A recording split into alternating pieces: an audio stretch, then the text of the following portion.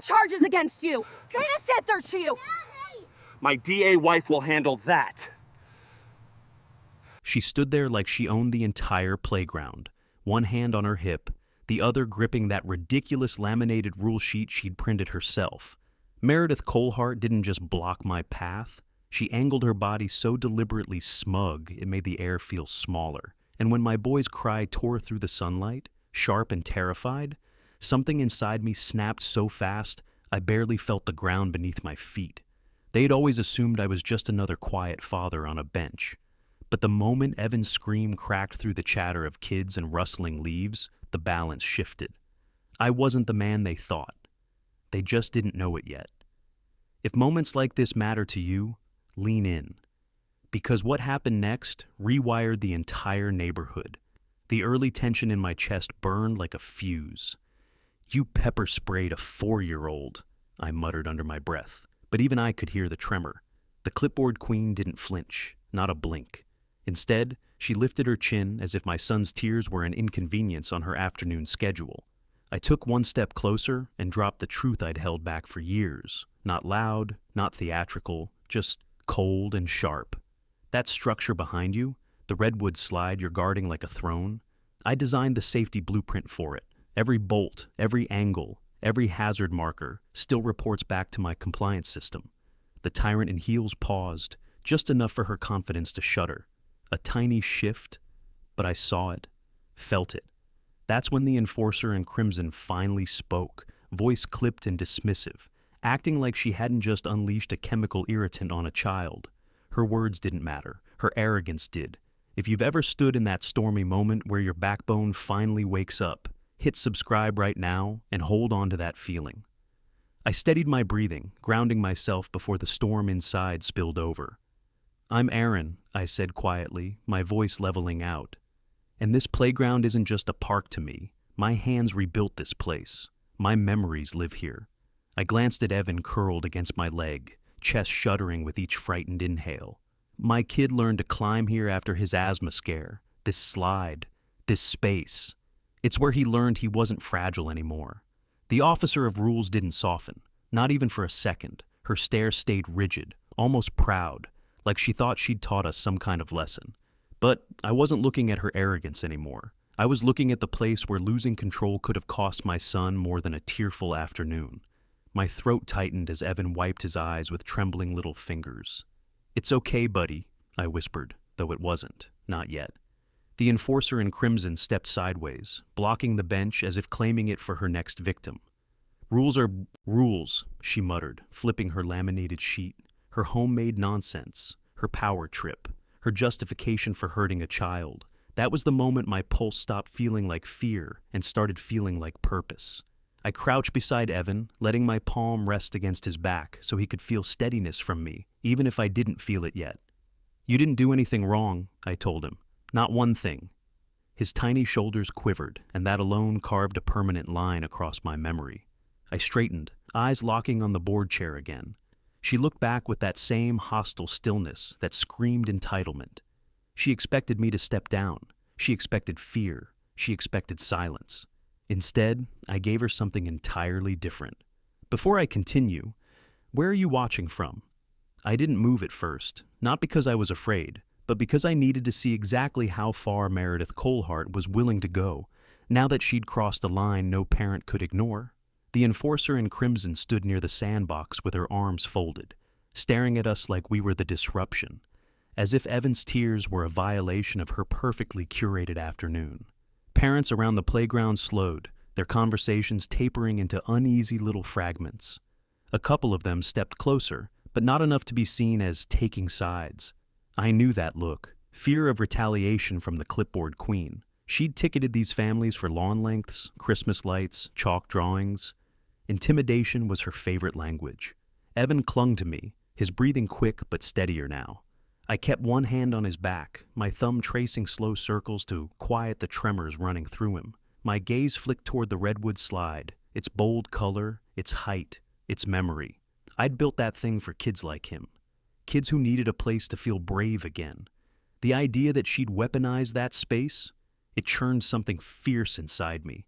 The tyrant in heels finally stepped forward. You're inflaming the situation, she snapped, not even glancing at my son. Your child approached restricted equipment. You ignored posted guidelines. Pepper spray was a controlled response. Controlled response. My jaw clenched so hard I felt it pulse in my ears. He's 4, I said. 4 years old, and you discharged a chemical agent on a playground. The officer of rules gave an exasperated sigh, lifting her rule sheet again. You parents think emotions override safety. They don't. You weren't within the designated supervision radius. A homemade rule, a fantasy regulation she'd conjured from the depths of her clipboard empire. It would have been laughable if it hadn't come with a canister and a scream. Behind her, a small group began huddling closer. I recognized a handful, neighbors who'd complained privately about her, but never dared step up publicly. Their eyes darted between us, fear and frustration in equal measure. And then this saw him, Daniel Kruger, HOA treasurer, the conflicted witness who'd been lurking at the fringes of every board dispute for the last year. He stood under the shade of a maple tree, hands tucked into his pockets, mouth drawn tight. He wasn't intervening. He wasn't walking away either. His stare flickered from Evan's damp cheeks to the clipboard queen's rigid posture, and something like guilt flickered across his face. He'd seen the spray. He'd heard the cry. And the struggle on his features made one thing clear. He knew she'd gone too far. "Daniel!" I called out, not aggressively, just enough to break the invisible wall he'd built around himself. His shoulders twitched at the sound of his name. But before he could speak, Meredith Colehart cut in sharply. "This isn't a board matter, Aaron. This is compliance." He stepped out of line. I enforced corrective protocol. End of discussion. Her confidence wasn't real. I recognized the crack in her tone, the thin tremor that betrayed someone who hadn't expected pushback. And when she saw me watching her too closely, she stiffened, as if trying to erase the moment her certainty faltered. I gathered Evan into my arms and stood, letting my shadow stretch between us. "You assaulted a child," I said, "on property under maintenance review, a property that still logs safety alerts to my server." A ripple of whispers broke among the watching families. The clipboard queen's eyes widened a fraction, barely, but enough. "You're bluffing," she hissed. "I don't bluff," I replied quietly. "Not when it comes to him." The air shifted. Parents moved closer together. Daniel looked like he wanted to sink into the grass. And beneath all of it, I felt something new rise from the pit of my stomach. A promise, not revenge, accountability. "You need to leave the playground," the board chair said, voice cracking like glass. "This area is temporarily closed pending review." "For who?" I stepped closer. "For children, or for people hiding their mistakes?" The tyrant in heels stared at me like she wanted to erase the question itself. I never broke eye contact. "I'm not going anywhere," I said, "not until every parent here understands what really happened."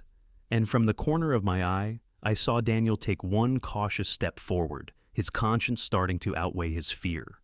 Daniel froze the second my eyes met his, like he'd been caught standing on the wrong side of a line he never meant to cross. His posture tightened, shoulders halfway lifted, chin slightly tucked, one foot angled toward the exit of the park as if he might bolt at any second. The man looked torn clean down the middle, and the moment he glanced at Meredith Colehart, that inner struggle sharpened even further. She saw him too. The clipboard queen shifted her stance, sliding a half step toward him, almost protective, no, possessive. The enforcer in crimson hovered close, enough to make it clear she expected loyalty. Her stare locked onto him with a silent command that screamed, "Don't you dare! Not here, not now." Daniel swallowed hard, Adam's apple bobbing, his fingers curled around the hem of his shirt like he needed something to anchor himself. The board chair's glare flicked between us, daring him to open his mouth. But guilt works differently on a person who's watched too many lines get crossed. And today, he'd just witnessed the worst of them. Evan tightened his grip on my collar as I held him, his face still damp from crying. The sight of him trembling against my chest layered a fresh wave of fire through my veins. Every parent watching could feel it too, the wrongness of what had happened, the violation of a space meant to protect children, not terrify them. The tyrant in heels straightened her spine. "Daniel," she said sharply, her voice like a snapped ruler, "you're not required here." Her attempt at control only made him falter more. His eyes flicked to her, then to me, then to the path where neighbors stood whispering among themselves. Sweat lined his temple. He looked like a man who suddenly realized silence was no longer neutral. It was complicity. His voice cracked almost immediately. The officer of rules stepped closer to him, shadows from the canopy stretching across her face.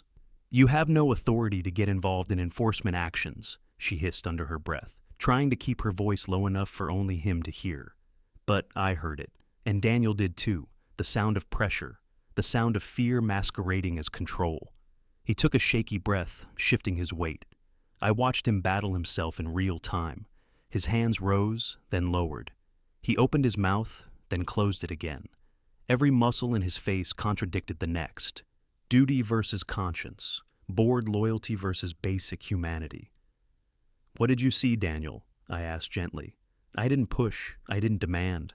I just left the question in the air, waiting. He winced, physically winced. "Don't manipulate him," Meredith Colehart snapped. "He's not here to—" "He saw everything," I cut in. "Didn't you?" That's when he cracked. His jaw tightened first. His eyes narrowed with a sudden tremor of anger. Not at me, but at himself for staying quiet this long. He dragged a hand over his face and finally stepped forward, slow and hesitant. The clipboard queen stiffened like someone had just pulled a string in her back. "Daniel," she warned again, voice icy. He took another step toward me instead. His breath shook as he spoke. I heard Evan scream.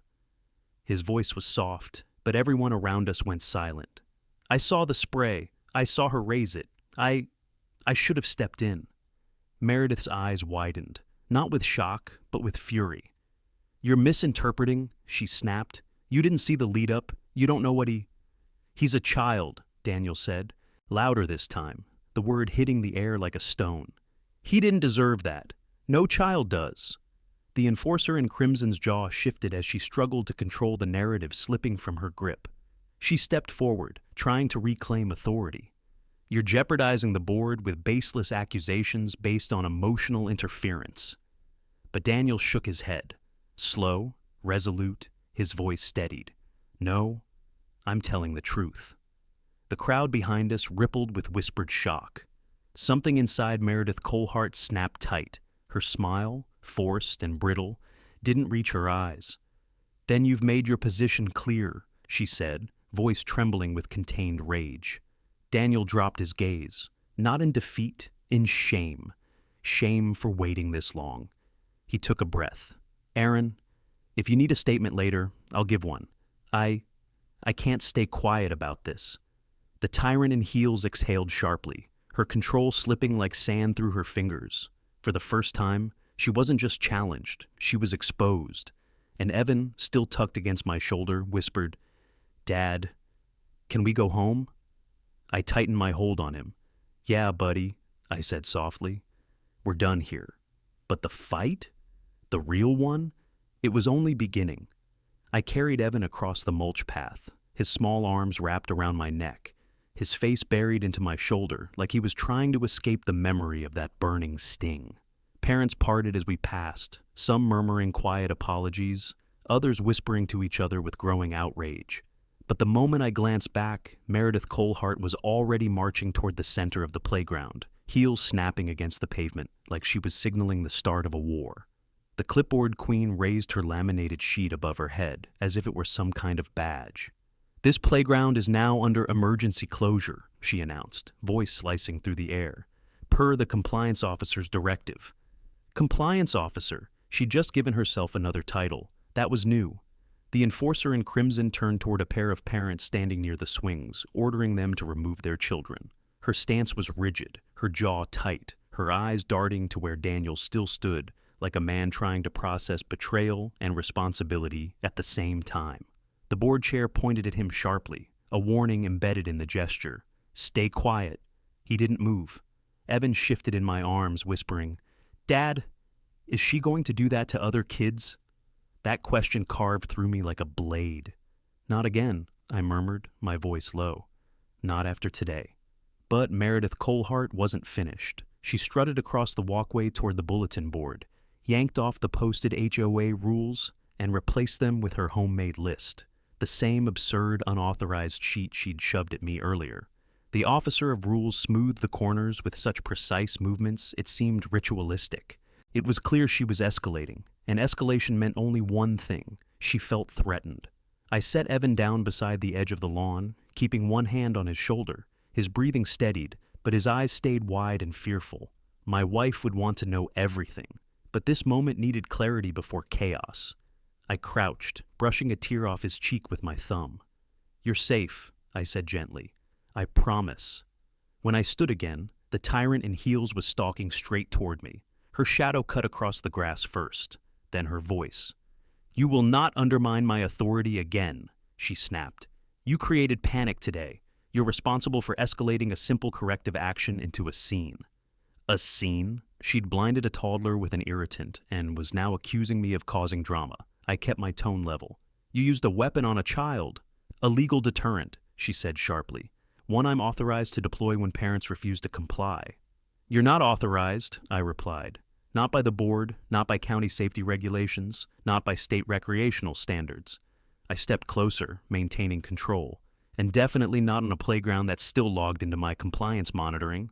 For the briefest moment, her eyes flickered again, that same crack of uncertainty from earlier, then pride snapped back into place.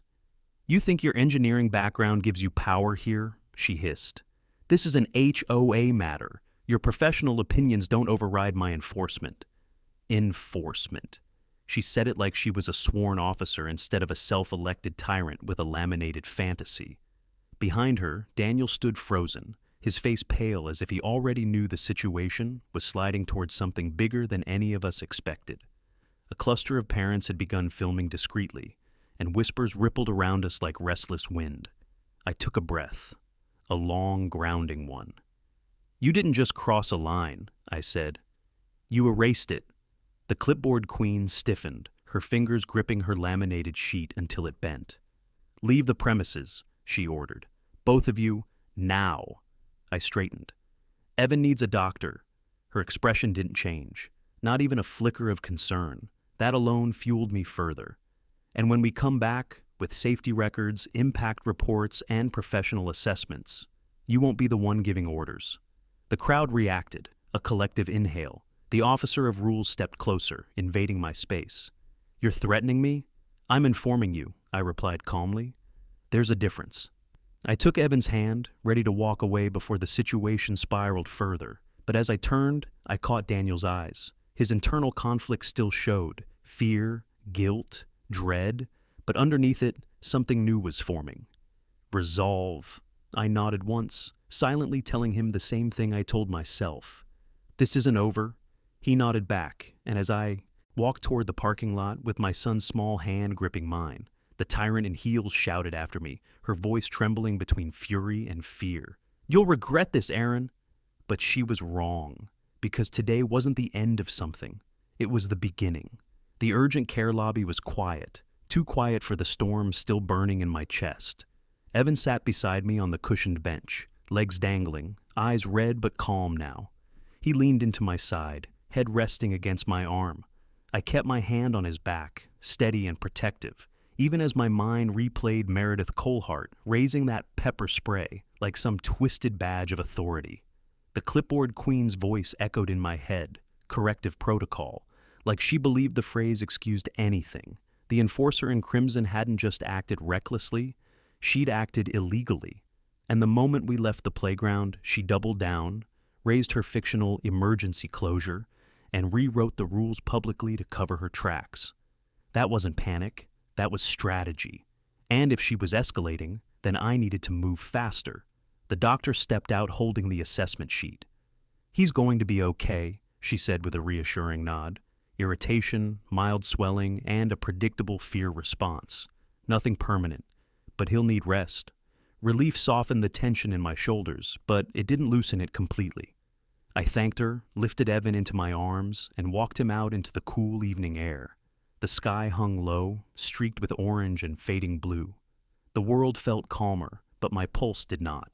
As I buckled him into his car seat, a soft, exhausted voice whispered, "Dad, is she going to be there again tomorrow?" My throat tightened. "Not if I can help it." And that was the truth, because today wasn't about an isolated incident. It was about a system. One Meredith Colehart twisted into her personal fiefdom.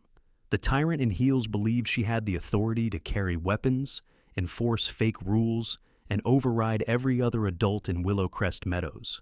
But she made a mistake, a big one. She forgot who I was. My professional life wasn't about designing playgrounds for fun.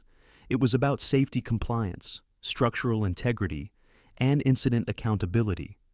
I wrote hazard assessments for municipalities, determined legal exposures for recreational areas, and analyzed enforcement breaches like the one she committed today. And if she wanted escalation, then escalation was exactly what she'd get, just not the version she expected. I drove home slowly, letting Evan fall asleep in the back seat.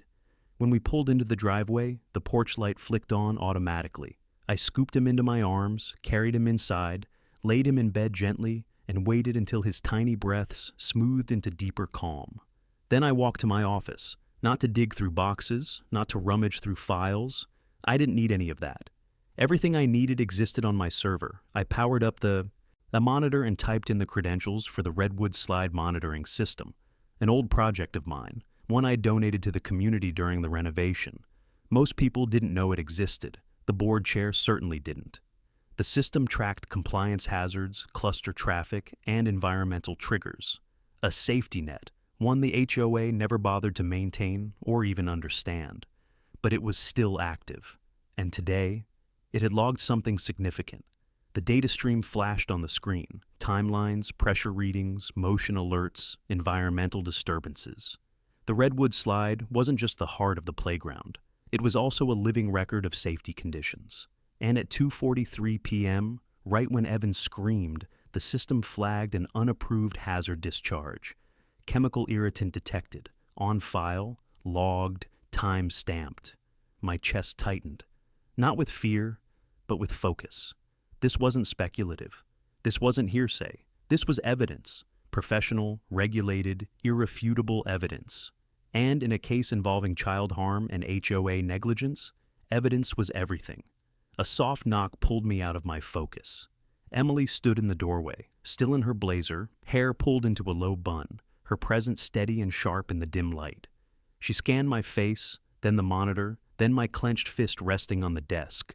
What happened? 2 words, heavy as stone. I told her everything. Every scream, every action, every step Meredith Colehart took to rewrite the scene. Emily's expression shifted between fury and disbelief, her district attorney instincts kicking in long before I finished. "She pepper-sprayed our son," she whispered. "She did," I said quietly. Emily inhaled slowly, rage tightening her jaw. "And she thinks she can bury this." "She's trying," I replied.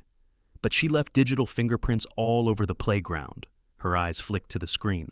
"That's your monitoring system?" "Still active," I confirmed, "and still logging."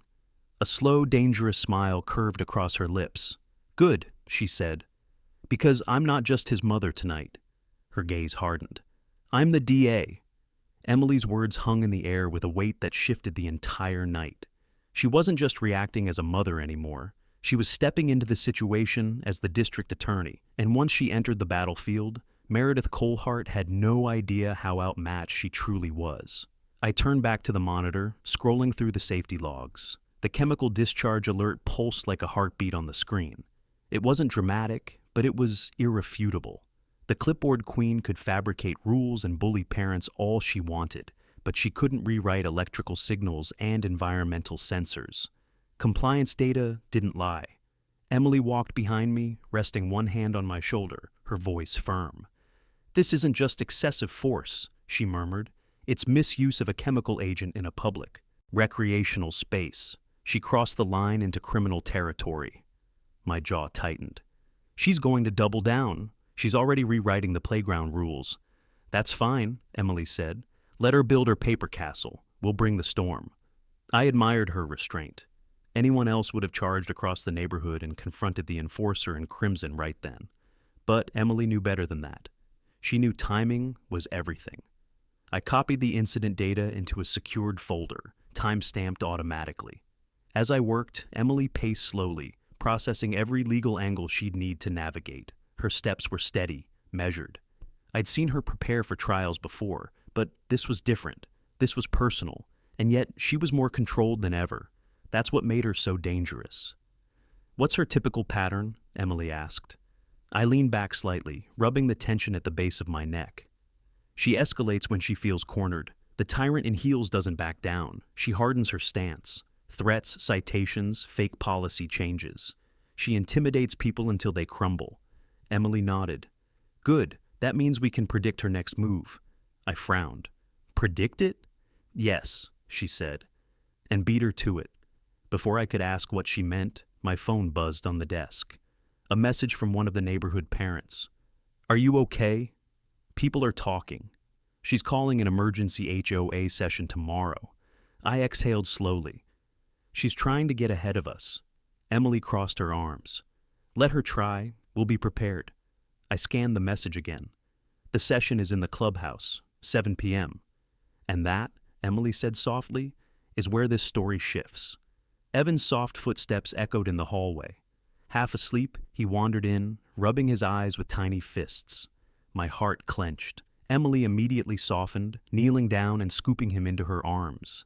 "You okay, sweetheart?" she whispered. He nodded weakly, resting his head on her shoulder. The sight tempered some of the fire in her eyes, but not all of it. She looked back at me over his shoulder, and the message was clear. This wasn't just about law or justice or ethics. It was about him. Once Emily tucked Evan back into bed, she returned with that razor-sharp clarity only she possessed. "We can't walk into that session empty-handed," she said. "She'll weaponize the board, twist the narrative, and bury the truth if we're even one step behind." "I know," I replied, "which is why we're not going in with just data." Emily raised an eyebrow. "What else do you have?" I gestured to the shelves where my compliance kits sat, tools most people associated with engineering inspections. Multispectrum scanners, environmental analyzers, pressure calibration units.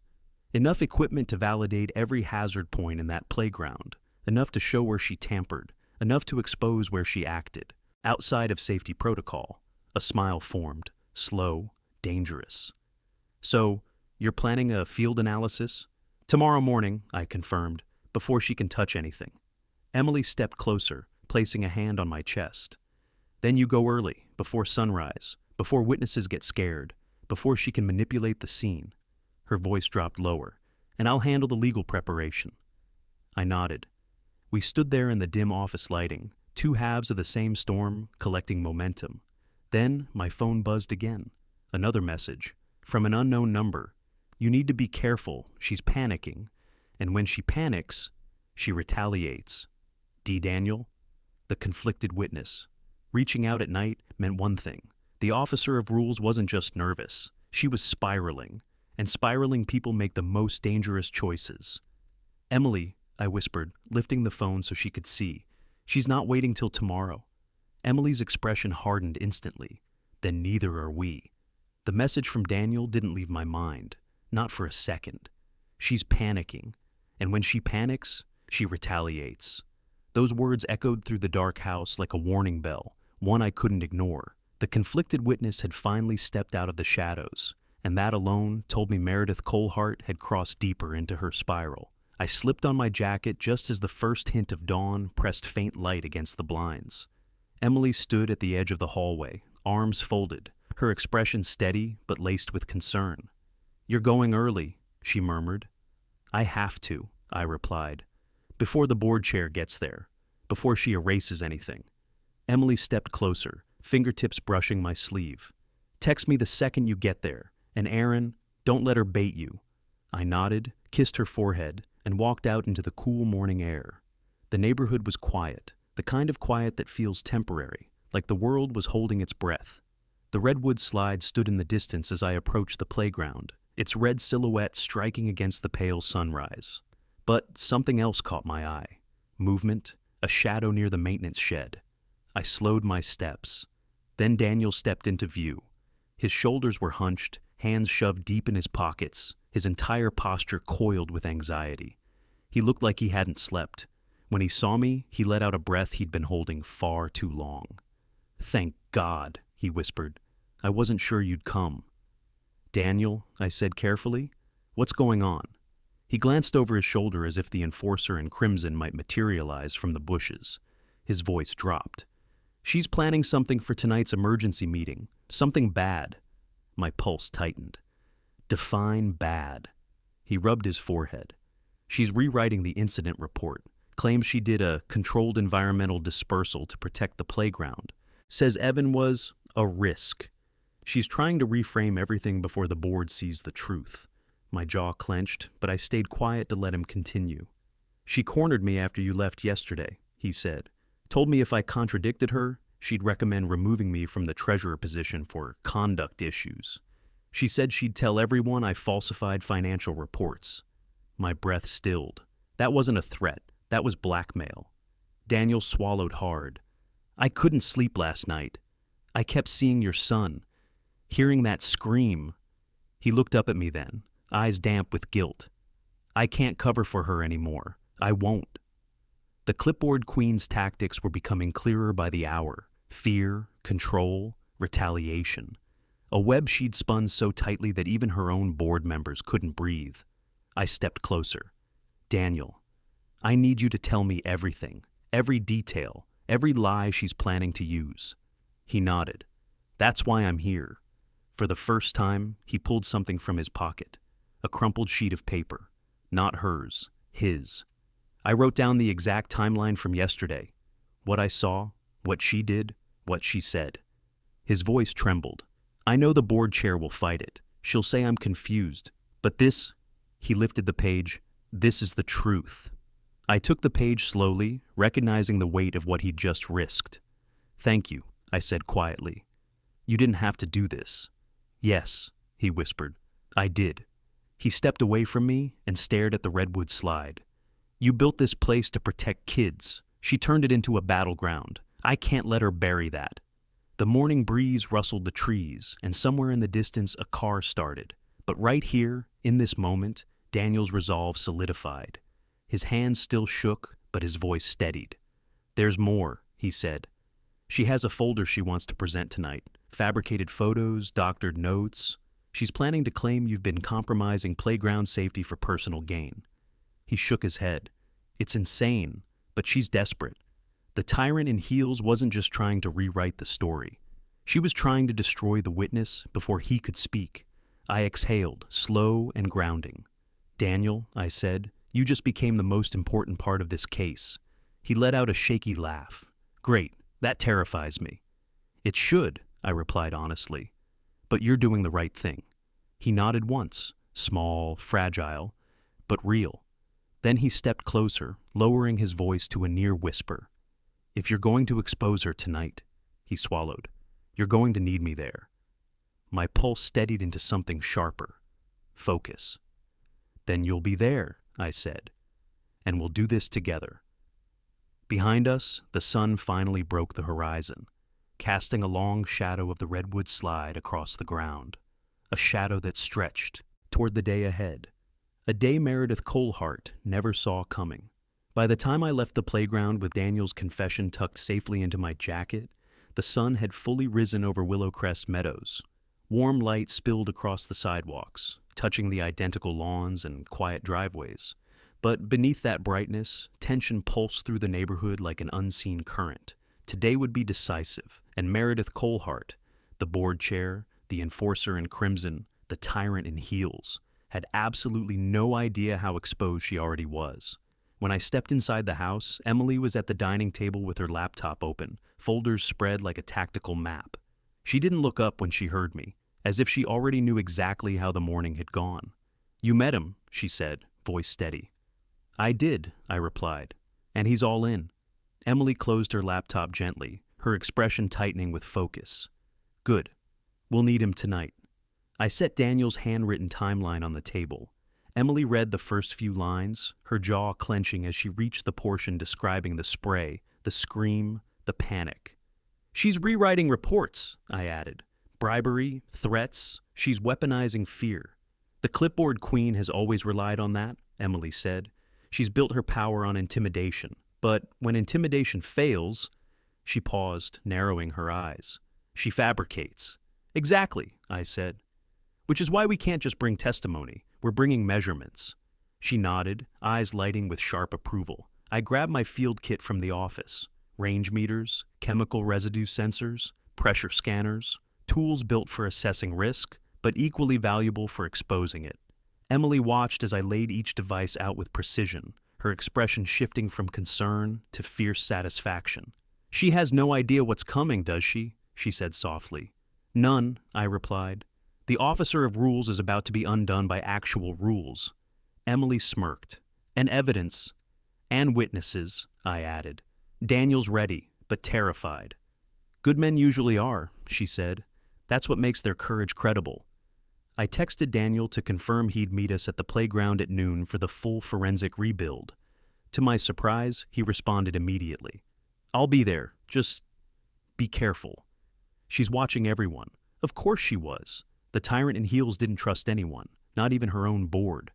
I spent the rest of the morning calibrating my equipment while Emily outlined legal frameworks for tonight's meeting. She wasn't preparing an argument, she was crafting a demolition. Around 11, I loaded everything into the trunk of the car. Emily grabbed her binder and joined me outside. "Let's go," she said, before she gets there. But when we pulled into the playground parking lot, we saw something neither of us expected. Two people were already there. Daniel and Meredith Colehart. The enforcer in crimson stood rigidly near the redwood slide, arms folded, her posture dripping with manufactured authority. Daniel stood several feet away, hands in his pockets, avoiding her stare. The tension between them stretched across the empty playground like a drawn wire. Emily exhaled. "She's cornering him again." The clipboard queen looked up the moment she saw me step out of the car. Her expression twisted, not into surprise, but into something sharper, calculation. "Aaron," she called out, voice bright with fake cordiality. Perfect timing. We were just discussing safety concerns.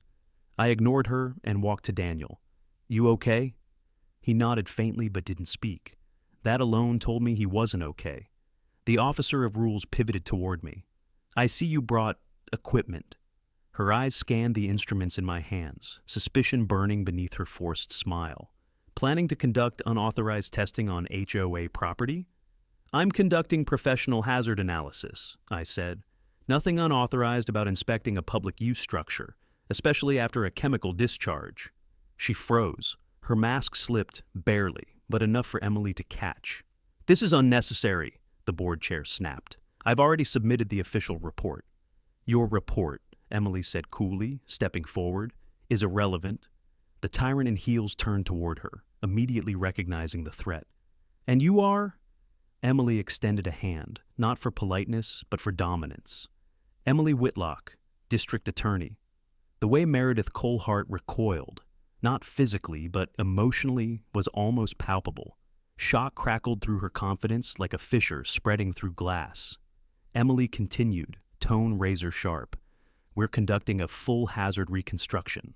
You may observe, but you may not interfere." For the first time since this began, silence cut across the playground. Even the air felt different. Daniel stepped beside me, still nervous, but standing straighter. I'll help with the timeline." "Good," I said, "because today we document everything." I activated the scanner. A soft chime echoed. The redwood slide lit up on my screen. Residue detected, trajectory confirmed, chemical dispersal pattern logged. Emily exhaled. "There it is."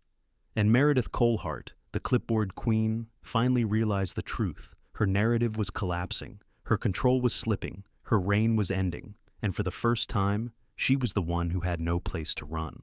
The scanner's soft chime echoed through the empty playground, and for the first time since yesterday, the silence that followed didn't belong to fear.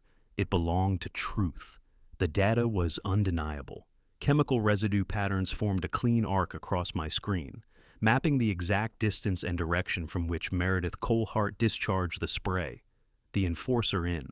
Crimson stood several feet away, stiff as a statue, her eyes narrowing at every pixel that disproved her fabricated claims. Emily folded her arms, watching the tyrant in heels with cool prosecutorial precision. "This pattern," she said quietly, "isn't defensive. It's aggressive, deliberate, directed downward at close range." Her gaze flicked toward the redwood slide, then back at the officer of rules.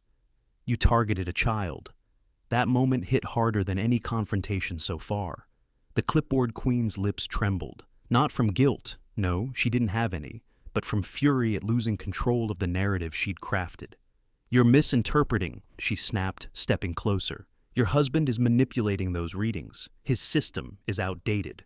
"It's not outdated," I countered. "It's calibrated weekly. And these readings line up exactly with Evan's symptoms, the timing, and the eyewitness account Daniel provided." Daniel swallowed hard beside me. He shifted his weight like his legs were trying to flee that while his conscience forced him to stay. His eyes darted from me to her, then to the slide itself, and he finally exhaled. She didn't hesitate," he said, voice thin. "She warned him once, and when he didn't react fast enough, she sprayed." The board chair turned on him so sharply he flinched. "You're betraying your position," she hissed. "Do you have any idea what you're risking?" Daniel stepped back, but this time he didn't fold. "Yes," he whispered, "but I'm risking more by staying quiet." Emily nodded slowly, approvingly. I continued the analysis, moving the scanner up the slide, along the platform, and down toward the mulch. Residue clusters lit up across the display like tiny constellations, painting a timeline she could not erase. Each beep tightened her expression until her jaw shook with barely controlled rage. "This is all circumstantial," the officer of rules snapped, waving a hand dismissively. "Data without context is meaningless." "Context?" Emily repeated. "You want context?" She stepped forward, face composed but fierce. "The chemical you used is restricted for adult defense, not crowd control. The HOA does not authorize its use. The state does not permit spraying minors. And the playground is not a battleground for your personal insecurities." The tyrant in heels went rigid, cheeks flushing with indignation. "You think you can walk in here with your title?" "I don't need a title," Emily cut in. "I need facts, and we have them." I took a photo of the readings, then of the slide itself, marking each point. Slowly, methodically, I built a sequence: impact zones, trajectory lines, dispersal patterns. It painted a story clearer than any testimony, a story entirely in my field of expertise. "You can argue emotion," I told her, "but you can't argue physics." Her nostrils flared. "And tonight," I continued, "when the board asks for evidence, they won't hear my opinion. They'll see this data, and they'll hear Daniel's testimony." Daniel stiffened, but nodded, breath shaking. The clipboard queen turned her rage back on him. "You don't understand what you're doing. You're destroying years of structure, order, stability. You're destroying people," Daniel said, louder than before. "Families, children." He glanced at me. "She threatened to ruin my position if I told the truth." Emily's eyes sharpened. "Retaliation," she murmured. "Noted." For the first time, Meredith Colehart took a step back. Not from fear, she wasn't wired for that, but from calculation. She was recalculating every move, every ally, every backup plan, and with each step she took, the grip she had on this community loosened. I saved the final scan and closed the unit. "We're done here," I said. "The rest happens tonight." Emily placed a hand on my arm. "And when it does, let her talk first." I looked at her. "Why?" I asked. "Because people like her," Emily said, eyes locked on the clipboard queen, "always bury themselves when you give them a microphone." Behind us, the redwood slide stood tall, casting a long shadow over the mulch. A shadow stretching toward evening. A shadow pointing straight to the meeting where Meredith Colehart's reign would finally break. The hours leading up to the emergency HOA meeting stretched like tightened wire, thin, sharp, ready to snap under the weight of everything that had happened. By 6:30, the clubhouse parking lot was already half full. Cars lined the street. Neighbors walked in pairs, whispering beneath the orange glow of the streetlights, glancing around like they were entering a courtroom rather than a community room. And, in a way, they were. Emily stood beside me in the dimming evening light, her binder tucked under one arm, her expression calm but charged with purpose. She'd shifted fully into attorney mode, measured, unreadable, lethal. "You ready?" she asked softly. "I've never been more ready," I said, gripping the evidence file in my hand. Daniel arrived a moment later, moving toward us with the hesitant stride of a man who decided to be brave even though his body had not yet caught up. His eyes flicked nervously toward the clubhouse doors. "She's already inside," he whispered. "She came early. The clipboard queen brought a stack of papers, 2 inches thick." Emily smirked with a slow, knowing confidence. Paper doesn't beat proof. But when we stepped inside, it became immediately clear. Meredith Colehart, the officer of rules, the enforcer in crimson, the tyrant in heels, had spent the entire day constructing her kingdom one last time, brick by brick, lie by lie. The main room was arranged dramatically, as if she'd planned a stage performance. A long table sat front and center with board nameplates. Chairs formed rows facing forward. A microphone stood on a small podium. And at the heart of it all, there she was. The board chair stood near the front, red blazer sharp, chin raised, posture unbreakably stiff. She held a binder so thick it could have doubled as a weapon. The moment she spotted us, her expression tightened into a brittle smile. "Aaron, Emily, Daniel." Her voice carried through the room like polished steel. "You're early. Good. We have much to address." Her confidence wasn't just back, it was inflated. She'd rehearsed something, built some narrative she believed would crush us before we ever reached the podium. Emily leaned close to me. "Let her go first. Trust me."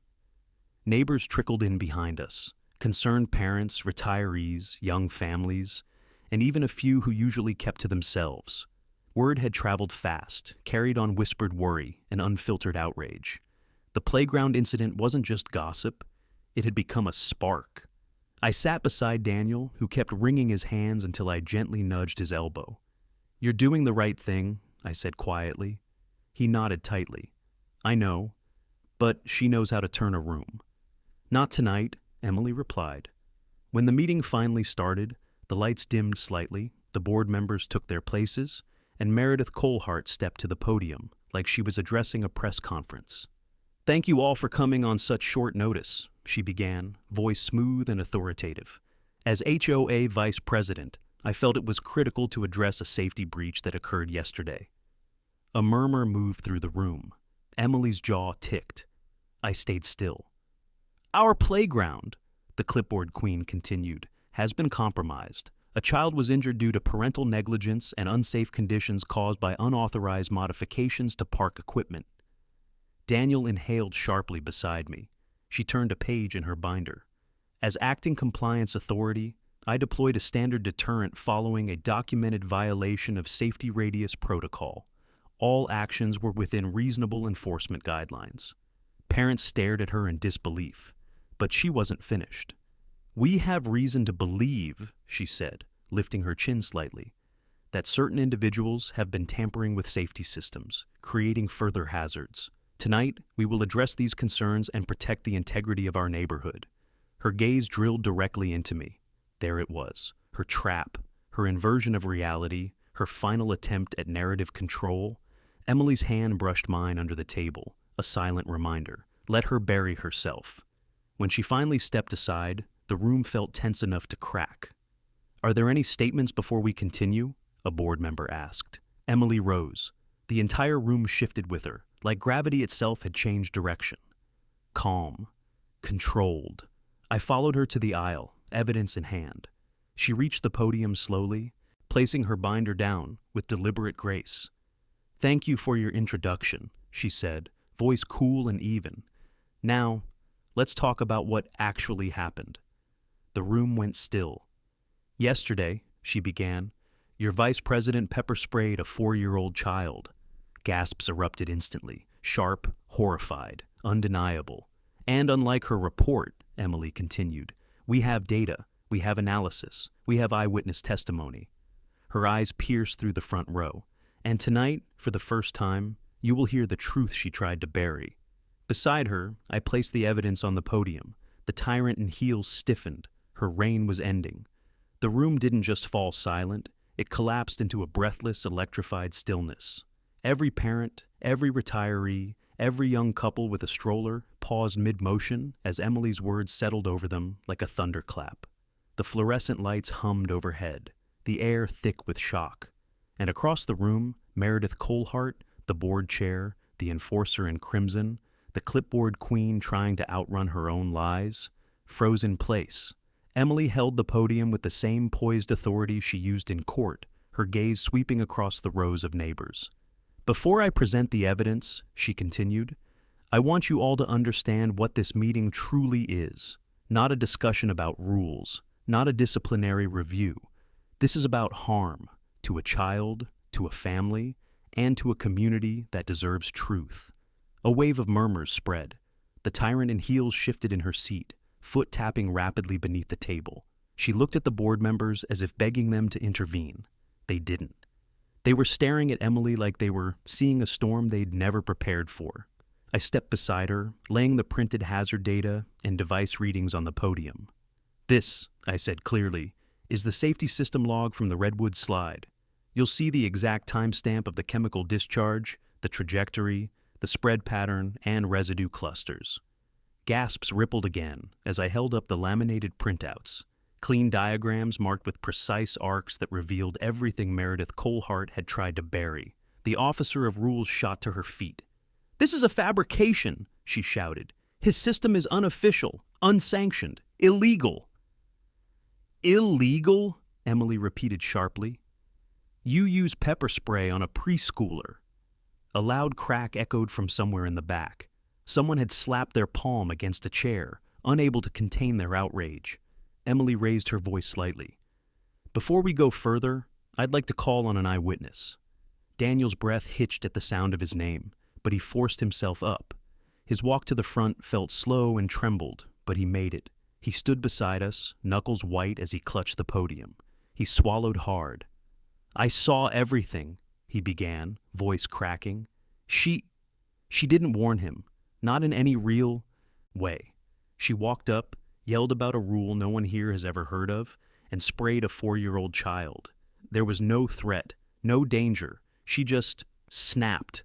The clipboard queen surged forward. "You're lying, Daniel. You're only doing this because you're angry I exposed your financial—" Daniel spun toward her, voice cracking like lightning. "I've never falsified anything. You threatened to remove me from the board if I spoke up." The room exploded. People gasped. A woman in the second row covered her mouth. A father near the aisle muttered, "I knew she was doing this to others." Emily lifted a hand. Silence returned. "Retaliation," she said coolly. "Thank you for confirming." The tyrant in heels looked at the other board members desperately. "You can't let this stand. This is a coordinated attack." "No," I said calmly. "This is the truth catching up." I tapped the screen of my tablet, projecting the chemical residue map onto the clubhouse TV.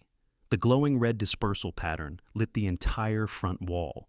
A mother near the window stood abruptly. "That was in the toddler zone," she said, voice trembling. "My daughter plays there." A chorus of voices echoed her fear. I turned slightly toward the board. "Your vice president didn't just violate HOA rules. She violated state regulations, federal safety guidelines, and chemical agent use protocols. I can cite every statute if needed." Emily's voice sharpened. "And the county will receive a full report by morning." Now panic flickered in Meredith Colehart's eyes. She stepped backward, hand gripping the back of her chair for balance. You can't bring the county into this. This is HOA jurisdiction." "Child endangerment is not HOA jurisdiction," Emily replied, her tone like carved stone. "Chemical misuse is not HOA jurisdiction. Evidence tampering and retaliation are not HOA jurisdiction." Daniel finally found his courage fully. "You abused your authority," he said, voice steady now, "and I won't protect you anymore." Neighbors stood, one by one, row by row, until more than half the room was on their feet, not in chaos, not in anger, but in solidarity. Emily stepped aside, allowing me to finish. I faced the room. "Tonight isn't about punishment. It's about accountability. If we allow someone like her to rule unchecked, what does that say about the community we're trying to build here? I won't allow this playground or this neighborhood to be a place where children are unsafe." A father in the back nodded. "We vote tonight," he said loudly. "She needs to step down." The room erupted in agreement. For the first time since this nightmare began, Meredith Colehart realized she wasn't feared anymore. She was alone. Tonight the community chose truth, and her reign cracked down the middle. The moment the room erupted in calls for a vote, Meredith Colehart, the clipboard queen who had ruled Willowcrest Meadows with intimidation and laminated threats, went pale. Not angry this time, not defensive, cornered. The board chair looked from face to face, searching desperately for even one loyal supporter, one nod, one ally, one person willing to sync with her. But all she found were stunned neighbors, crossed arms, narrowed eyes, and the echo of a truth she could no longer smother. This meeting is out of order, she stammered, voice cracking. None of you understand the liability I've been protecting you from. I'm the only one following protocol. Emily stepped forward, calm as stone. No, Meredith. You've been inventing protocols to justify power you were never meant to wield. The enforcer in crimson flinched, like the title itself struck her. I placed the final packet of evidence on the table. The chemical residue pattern, eyewitness statements, and retaliatory threats are enough for removal. And in a case involving a minor, the county doesn't need a vote to intervene. I paused. But this community deserves one. People nodded, loudly, firmly. A board member cleared his throat, sounding both shaken and resolute. Motion to remove Vice President Colehart for misconduct, safety violations, and abuse of authority. Seconded, another said immediately. The officer of rules stepped back as though the floor had shifted under her. You can't do this, she whispered. I've served this community for 6 years. 6 years of structure, 6 years of order. Daniel stood then, his voice not trembling anymore. 6 years of fear. Her eyes snapped to him. You coward? No, he said, holding her stare. Not anymore. The room quieted. A silent vote began, hands rising slowly, cautiously, then confidently. Row after row, parent after parent, neighbor after neighbor. Even the retirees, usually reluctant to involve themselves in drama, raised their hands with a kind of exhausted relief. When the count finished, only one hand remained still. Hers. The tyrant in heels looked at her empty corner like it had betrayed her. I built this HOA, she whispered. Emily stepped closer, voice low, controlled. No, you built a kingdom where you made yourself the law. But neighborhoods aren't kingdoms, they're communities. She let the weight of the words settle. And tonight, this one reclaimed itself. The vote passed, unanimous. A soft, collective exhale rippled across the room, like the entire neighborhood had been holding its breath for years. But even then, it wasn't over. I approached the podium one last time. Every eye followed. When a grown adult sprays a child, I said, it shakes more than one family. It shakes trust, safety, the foundation of a place meant to protect the smallest among us. I paused, letting my gaze travel across the room. This community deserves better. Our kids deserve better. A father in the back spoke, up. What happens now? Emily answered. The county reviews the incident. The board files an official misconduct report, and Meredith steps down immediately. She lifted a document from her folder. I've already drafted the framework. The clipboard queen's jaw trembled. You can't take everything from me? You took everything from yourself, Emily replied gently. Silence. Finally, as if her last string of resistance had snapped, Meredith Colehart collected her binder with shaking hands and walked toward the exit. No stomping this time. No dramatic speeches, no accusations, just footsteps, each one quieter than the last. When the door closed behind her, the room released one final breath, long, heavy, cleansing. Daniel rubbed his palms on his pants, looking at me with a mix of relief and disbelief. Did that really just happen? Yeah, I said softly. It did. Neighbors approached, thanking us, checking on Evan, offering support. The unity felt real, warm, overdue. Later, after the room emptied, I walked outside and looked toward the park. The redwood slide stood silhouetted against the night sky, calm, waiting. Evan had once feared climbing it. Now it symbolized something else entirely, something stronger. A promise. Emily slipped her hand into mine. Today, she murmured, you didn't just fight back. You protected this whole community. I looked at her, feeling the weight and relief collide. We did it together. Crickets hummed. Distant porch lights flickered. The neighborhood felt different, lighter, freer. And though the battle had been brutal, the outcome was undeniable. Truth won, community won, Evan won. Before we headed home, I turned once more toward the playground. "Let's rebuild this place," I whispered. Emily squeezed my hand. "We will." If you want more stories of homeowners standing up to HOA tyranny, hit subscribe right now, share your story in the comments, and let me know where you're watching from.